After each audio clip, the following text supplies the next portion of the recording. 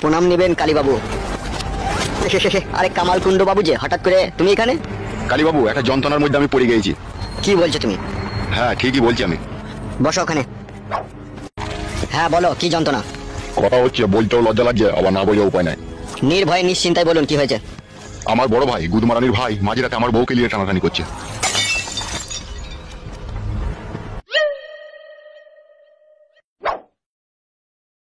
কি এইসব কথা বলছো তুমি? তোমার বউকে নিয়ে টানাটানি করছে মানে মাঝরাতে? কিছু তো বুঝতে পারলাম না আমি। আমিও মারা বুঝতে পারিনি, হঠাৎ করে একদিন দেখছি পাশে বউ নাইকো, তারপর ওই ঘর থেকে যেন একটা কিসের আওয়াজ আছে, চুরি লড়বড় লড়বড় করছে, খড়খড় করছে। তারপরে শুনছি নাইছে। তারপরে যেই আমি জানলা দিয়ে উকি মেরে দেখছি আমার বউ পুরোপুরি ন্যাংটো হয়ে খাটের উপরে শুয়ে আছে, আর আমার বড় দাদা পক পক করে ভরছে। লেওড়া, এমন এমন কেস আমার কাছে চলে আসে না, হ্যান্ডেল করা কঠিন ব্যাপার হয়ে যায়। কালীবাবু, দয়া করুন, আপনি ছাড়া কেউ পারবেন না, যেমন করে হোক ছাড়ানোর ব্যবস্থা করুন ওকে। আর না হইলে আমার বড় ভাই ছেলেকে আমার নিজের ছেলে বলে চালিয়ে নিতে হবে। কতদিন থেকে এই ঘটনাটা ঘটেছে? আমার বৌমাগি আর আমার বড় ভাই যেভাবে রড মারামারি করছিল, এ দেখে মনে হচ্ছে ঘটনা অনেকদিন থেকেই ঘটেছে। তাই নাকি? আমার তো সেটাই মনে হচ্ছে। কি করে তুমি বুঝলে?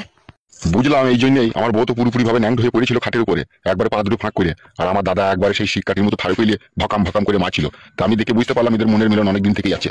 তাহলে এখন কি করবে ভাবছো তুমি? এখন তো আমার বউকে ছাড়িয়ে নিতে হবে আমার ভাইয়ের কাছ থেকে, আর না হলে ও শালা যেভাবে করছে প্রত্যেক মাসে মাসে একটা করে বাচ্চা বাই করে দেবে। এখন আমাকে কি করতে হবে তাই বলো। আমি বলছি আমার বড় ভাইকে কিছু টাকা পয়সা দিয়ে, ঠিক আছে, বাড়ি থেকে খেয়ে দেওয়ার ব্যবস্থা করে দাও। কি ভাবছো কালীবাবু? তোমার বড় ভাইকে কিছু টাকা পয়সা ব্যবস্থা করে যদিও তুমি দাও, ঠিক আছে, ও কিন্তু বাড়ি ছাড়বে, কিন্তু তোমার বউকে ছাড়বে না। তাহলে এখন কি উপায় আছে, কি করবো বলো? তোমার বইয়ের কাছ থেকে ওকে সরাইতে গেলে একবারে মার্ডার করতে হবে।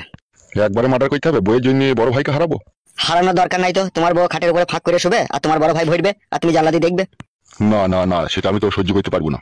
সহ্য যখন করতে পারবে না, তাহলে তোমার দাদাকে পৃথিবীর বুক থেকে সরিয়ে দিতে হবে। তাহলে সেই ব্যবস্থাই করো। মার্ডার করার চার্জটা একটু বেশি পড়ে যাবে। কত কত পড়বে?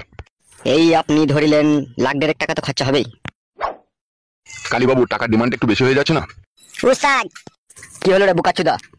বলছি বাপের উপরে বাপ চলে এসে। কে বাপের উপরে বাপ এসেবে? ওই উস্তাদ, হাফ গান্ডু নাকি বলছে ও জেল থেকে ছাড়া পেয়েছে। কি কি কি কি বলছিস তুই? হ্যাঁ উস্তাদ, ঠিকই বলছি। কালীবাবু, কি হলো, এত চিন্তিত হয়ে পড়লেন যে? দাঁড়ান না মশাই, একজনের সাথে কথা বলছি তো আমি। তাহলে আমি কি চলে যাবো নাকি?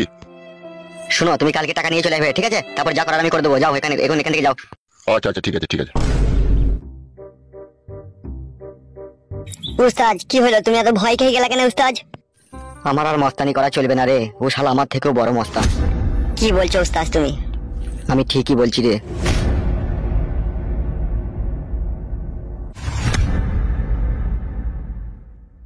তাহলে উস্তাদ এখন কি হবে? আমরা মস্তানি না করতে পারলে খাবো কি করে? আমাদের সংসার কি করে চলবে উস্তাদ? কি বে, তুই শাড়ি মিষ্টি ফেরত নিলি কেন? লাইনি তো মারা গাল দিছিল। তা বলছি কি বাড়া, তোমাকে এতক্ষণ কি শুনছো তুমি? ওই শাড়ি চুড়ি দিতে গেই তো ওই হাফ গান্ডু মস্তান চলে এলো, ওদের সাপোর্ট করলো, বলছে পা হাত পা ভেঙে দেবো, তাই বলছে। সত্যি করে বলছিস? এই কথা বলেছো? হ্যাঁ, এই কথাই বলেছে। আবার ফটকে শাশুড়ি কি গাল দিল, বলছে কালো কুকুরকে আমরা আর ভয় করি না, ওর গাঁড় ভেঙে দেবো, তাই বলছে। আরো অনেক কথাই বলেছে ফটকে শাশুড়ি। কি বলেছে কি? বলছে আমার মেয়ের কাঁচি পাকান লয়, যে যেমন সে এসে ভরে দেবে, এই পাকানের দাম আছে, তাই বললো। আর হাফ গান্ডু কি বলছিল? হাফ গান্ডু তো এসে রিভলভার বাই করে আমার চাঁদে ফুটু করে দিত আর একটু হলেই।